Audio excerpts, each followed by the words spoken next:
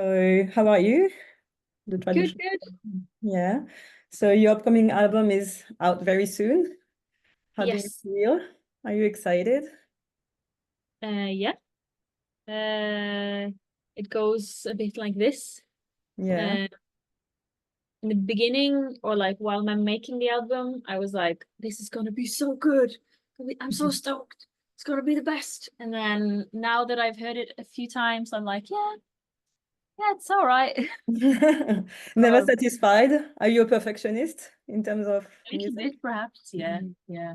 I think we all are in each of our way. Yeah. Yeah. It's really important though that an album is good because it's forever.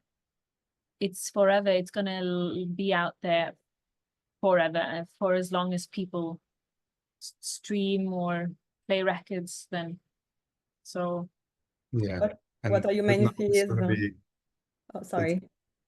but now it's out of our hands. So we can't change anything anymore. So it's up for the audience to decide if it's good or not. So it's a relief to get it out.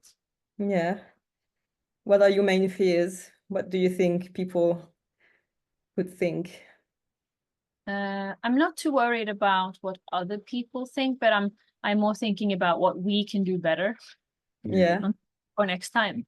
I've already sort of planned how we can have more time to plan properly and not do everything at once, not try to make a record as well as releasing a single and having to make artworks and also make music videos in that process. I want to like space things out. So we focus on the audio only. And when the audio is finished, then we can focus on everything visual, like promo photos and artworks and stuff like that. So it's more things like that. I learn from every time we release. I sort of learn what can we do better. But I like we're not I wouldn't say we're afraid. I mean it's just uh we can't control what people think of what we make, so it's no use worrying about it. So it's good and bad. Like people are creating their own stories and meanings in our work, and we put our own stories and meanings into it. It's a relief to sort of say like we're done. We finished this chapter, and now We did it's as out of well our as we hands. could Yeah. with the knowledge that we had at the time. Yeah. Yeah. So how long did it take you to like create this album, to write it and prepare it?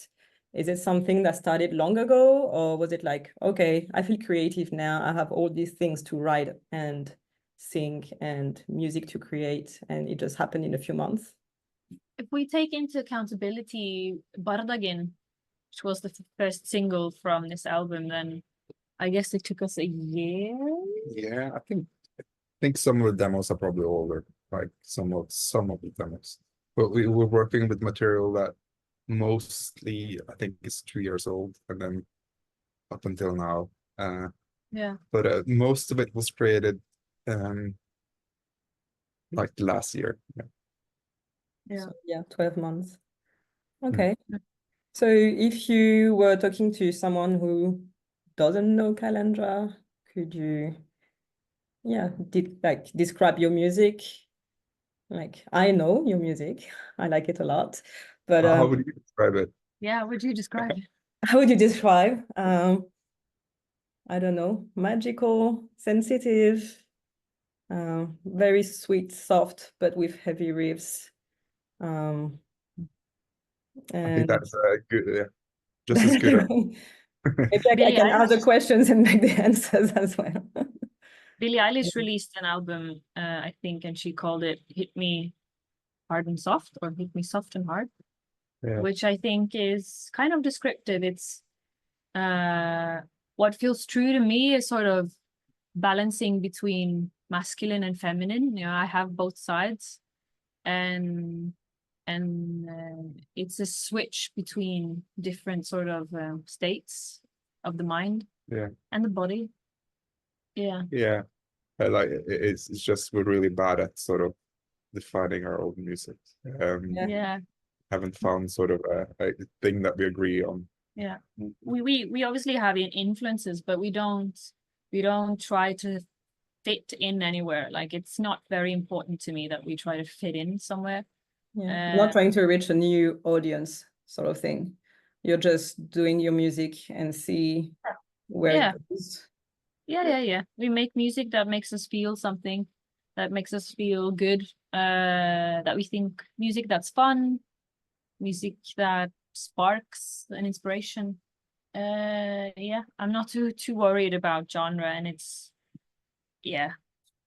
It's funny you say fun, because when I listen to Kalandra, I mean, it's beautiful, but I wouldn't use the word fun as someone who listens to the music, not from your side. I guess pop music is like meant to be fun in a way, like, but what's fun for us is having to really think about what we're doing. Like, if it's change of rhythms or chord structures, like, that's fun for us.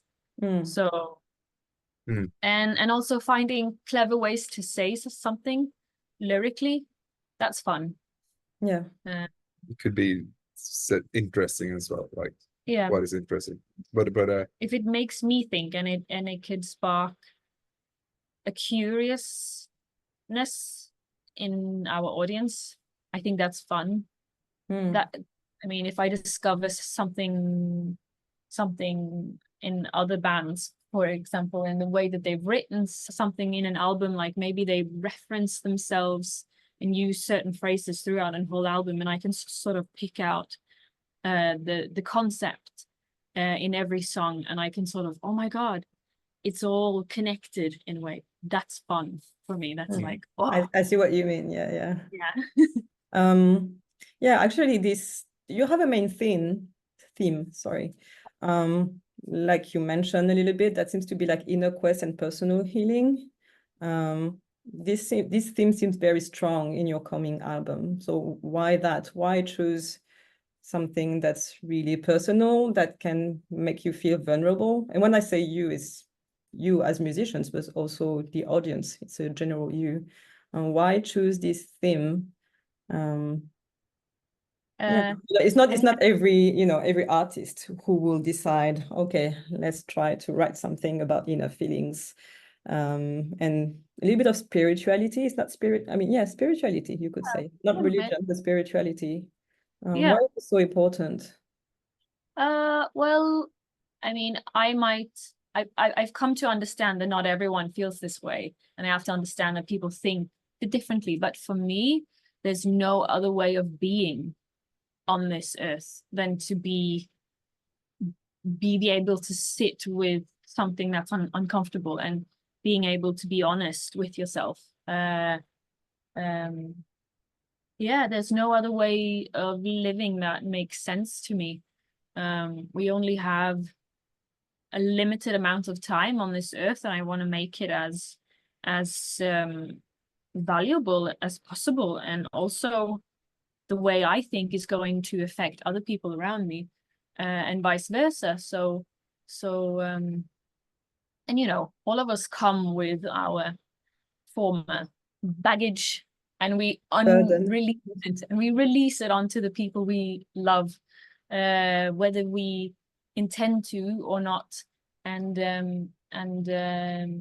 I think it's very important to have a look at why we do what we do, and who you have now eventually become as a human. I think it's very important, and also in relation to nature. Yeah, I could go on and on. I think just for the themes of the album as a whole, and for the songs, I don't think we set out intentionally to write an album that had this specific meaning, and the intentions weren't there in the beginning. It was just like, when you're at the space where you are creating something, it is natural for us to be very open to what arrives within yourself. and what's important. And that is where we find the most interesting melodies and songs and textures to write with. Yeah. I guess it's also a necessity Yeah. for creativity to flow, because if we weren't being honest with ourselves, we wouldn't be able to reciprocate Florian's riff or Oscar's drumming. We wouldn't be able to really connect, and you need to be able to be open in order to receive as well. It's a transaction. But you write about what you know and what is important for you, and I think Yeah. like someone will find a lot of inspiration from love, writing a love song, and someone will find it in comedy. Like there's many sort of aspects to like what is the source of your inspiration. But I think you have to figure out what is most important to you, where can you contribute the most. And for this album, it was the result of this frame of mind. Is it a form of your own therapy and healing? Oh yeah. Oh yeah. For sure, definitely. Yeah. I went to a psychiatrist myself for 2.5 years during COVID, which was really a blessing. I was really lucky as well that I found someone I had good chemistry with, and her approach was very sort of psycho analysis of the mind. And so that was really good for me to sit and analyze where things come from. And yeah, that's definitely shaped this album as well. Yeah. Sometimes it's really nice, like creating music can be sort of therapy, because you are sort of dwelling into this emotion and you're trying to put a word on it, and then put this word or melody on this emotion, and then you are in the flow state of just creating, and you're sort of negotiating with your own psyche, and then listening back to your ideas, then you sort of realize maybe something you've been struggling with that you haven't been able to put into words until you actually wrote it. I have that sometimes where like it could go 2 years after I've released a song and I'll be like, but that maybe it's more about that than this. Maybe it's more about that than I thought. Yes, an ongoing process sort of thing. Yeah. But I mean, I also enjoy that heavy process. I actually really enjoy it. I love I love diving into the mind, and also finding out figuring out other people's minds. I know it's not for everyone, but for me it's very important. And yeah, I read that you had feedbacks from professionals like therapists saying they were using your music or some of your songs in their own therapy. That's what was written in the... Oh yeah, they do. Did you have anything specific, like someone saying, I've been using that song? I can't pinpoint anyone specific, but we do get some DMs on Instagram. There are some therapists, I would say alternative therapists, who use they might use ayahuasca, or they might use other types of, I don't know, other ways to sort of reach a sort of mental state, and then they are in a way trip sitters, I think they are, and then they process sort of traumas with their patients. And some people have said that they've really opened up a part of them that had been locked for a very long time. I mean, I would obviously advise you to do this sober with a healthcare professional. But I mean, people go through all kinds of journeys in life, and I mean, who am I to judge? So I mean, however you reach an inner truth for yourself, as long as you are able to sort of connect a little bit every day, I think that's wonderful. Mm. Okay. And obviously a very great form of flattery for all of us. No pressure. You don't feel any kind of No say, pressure, hey, I'm using that for my patients. none They've been whatsoever. feeling much worse since then. No, I'm joking. I think as long as we're open to like we are aware that what we put in to the music is honest. If someone can find something in that, like a healing or whatever helps them, I mean, that is just the greatest form of flattery. And The only song that would probably be like a little bit more on the surface than the rest, if you know what I mean. A lot of the songs are sort of diving in the deep, but there are some songs that's a bit more on the surface. I guess Are You Ready? yeah. Are You Ready is a bit more of a sort of surface song.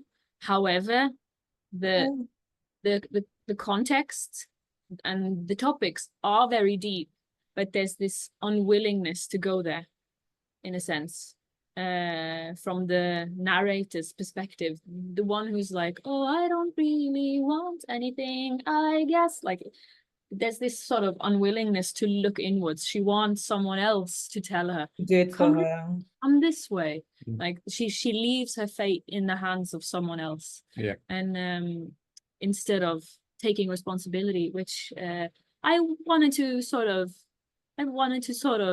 step into that mindset as well, and sort of, you know, I've been there. Yeah. I've been there when I was a bit younger. So yeah.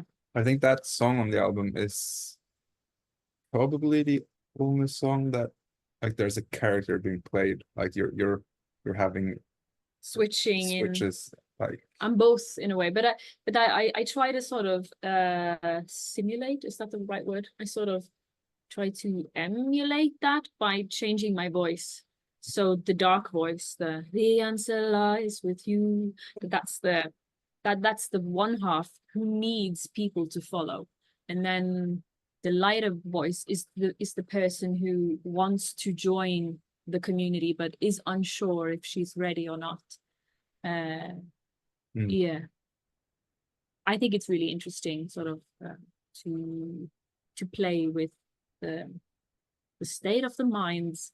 Yeah, but it was one of my questions, the song Are You Ready? It's funny because I first listened to it and I was like, oh, it's interesting, you know, like we're listening to someone, so your character seeking answers, like she has so many questions within, she or he has many questions within. And like you said, seeking outside. And then I saw the video after that and I was like, it's actually rather dark. Because, you know, I saw the comments on YouTube and people were like, oh, it's a midsummer vibes sort of thing. I was like, oh, it's true. But, you know, I was imagining someone, you know, just seeking answers, probably towards a religion, not necessarily a cult. I mean, whatever, yeah, at least a religion.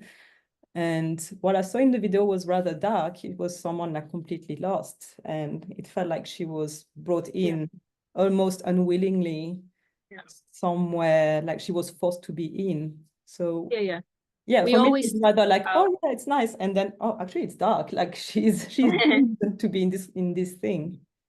I want to add that our songs are not necessarily directly related to the music videos, but it's one take on it. It's the extreme take on it, usually, with the videos, because we like to sort of play around and sort of see how far can we take it. But the song itself could be, I mean, both voices could be within yourself, and you could just be having a conversation with yourself, like, do I believe, do I not believe, is there more to this life than I think, or I don't know. And I guess the answer lies with me. I'm sure I'll find my truth. The answer lies with me. I'll figure it out. So I mean, there's many ways of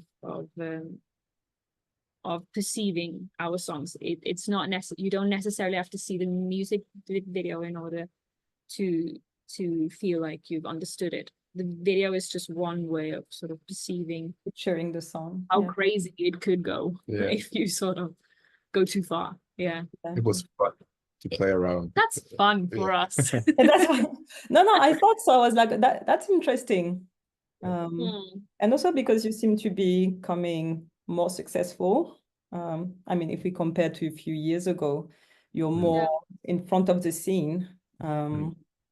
So it's interesting, you know, like that you're approaching this type of themes. Yeah, I don't know how to express that, but yeah. So are you, Katrine, are you the sole writer of the lyrics of the music, or are you guys working together? How do you work in terms of? We are working together, but I will take it upon myself to say I'm the main songwriter, but my songs wouldn't be as good if I didn't have Jogeir and the other guitarist Florian to sort of help me and hold me accountable and challenge my views and improve the songwriting. Yeah. I would say like most songs is based around a theme or lyrical idea from Katrine and melody. So overwhelming amount of songs just like based around a piano like demo of the song. And there are some songs that we've jammed out together, and there are some, like on this album, there's one song where I made all the lyrics and melodies. So, but I think it is the most important thing is Katrine and her voice. She is sort of, you are the one that's going to perform the songs. And yeah, it has to resonate with me. Exactly. So I think, so even if you wrote something, I would have to sit down with it and have a look at it and have a good think, because I'm the one who has to communicate the message in the end. He has the song on the album that's purely his. Which one? Is it a secret or?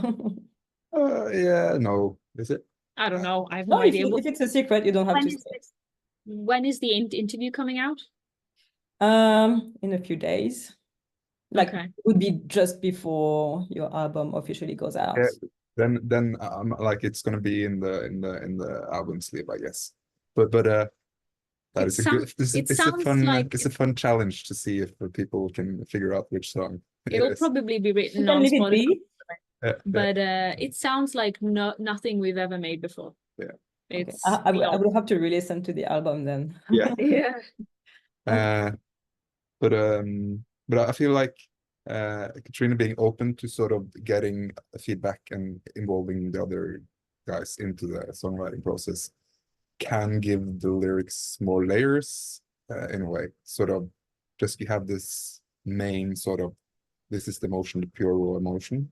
And then sort of the side quests or like the bigger pictures, like other themes coming into the songwriting that can be interesting to play around with. But at the end of the day, it's mainly Katrine has sort of the veto on what she is singing. So yeah. So this process wouldn't work the other way around. Like Katrine is writing something, suggesting something, and you guys can't say no.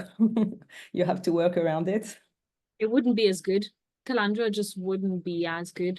And it's the same for me, like when you come up with a melody or with Florian plays a riff, especially if like this is something I'm very particular about. If there's a riff happening on top of my vocals where it's not just like but if it's like lots of words, you can't be chugging too much, because then both of us are fighting for the light. Both of us are fighting to be in focus, and you have to choose like who's supporting who. It's kind of it's a bit like being in a football team. Someone has to send you the ball in order for you to score.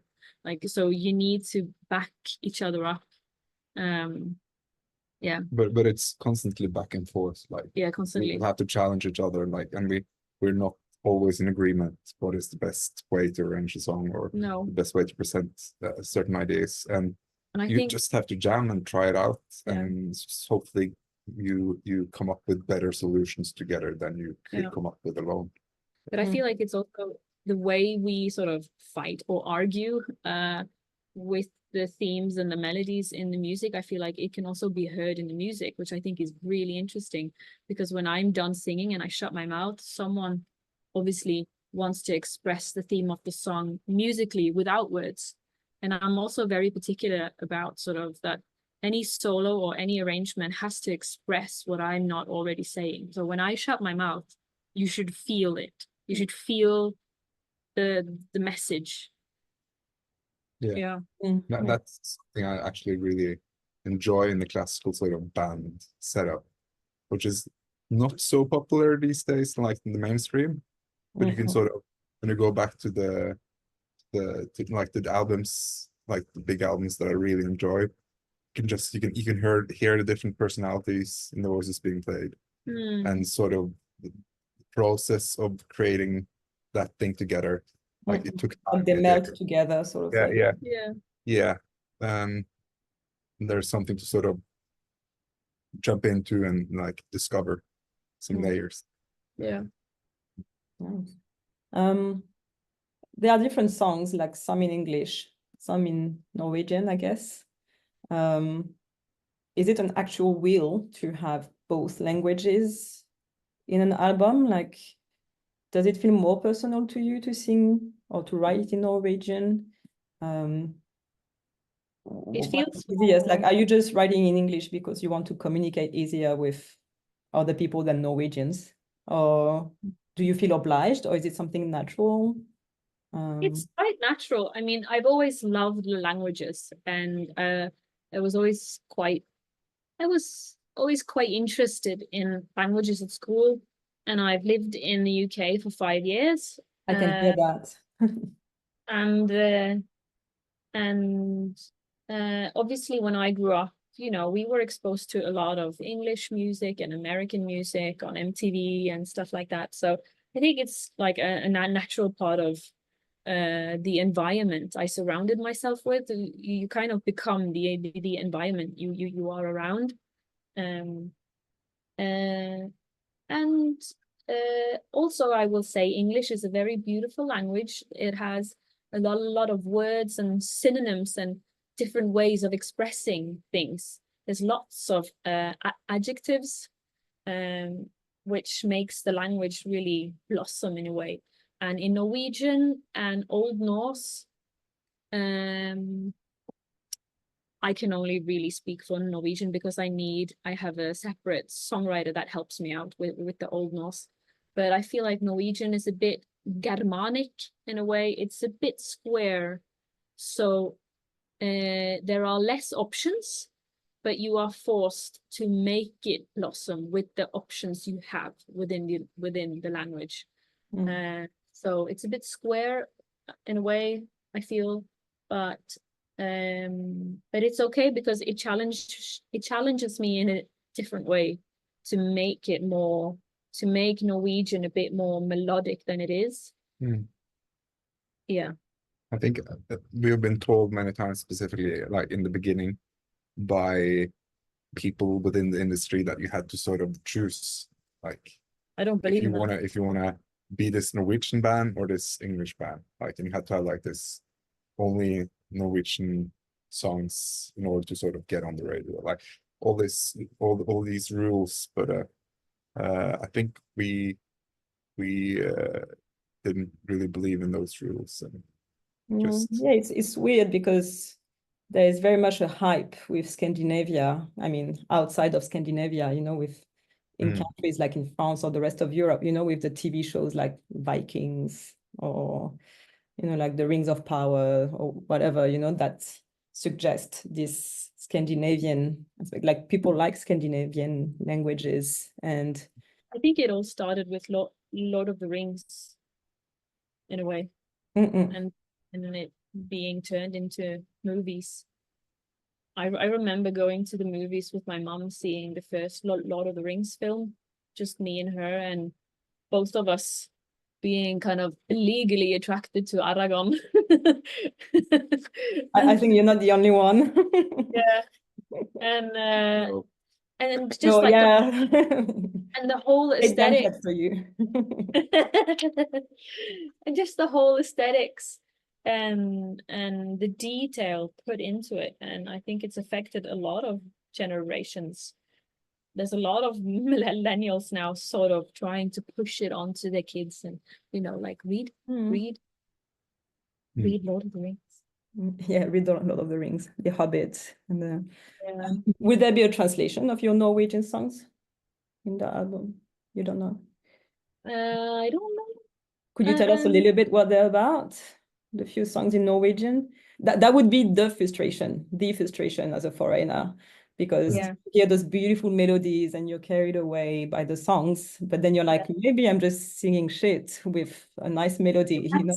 That's what's so interesting, you know, that because some people don't understand what's being said, but they still get images in their head of the ocean or whatever. And then it, you know, maybe I am singing about the ocean.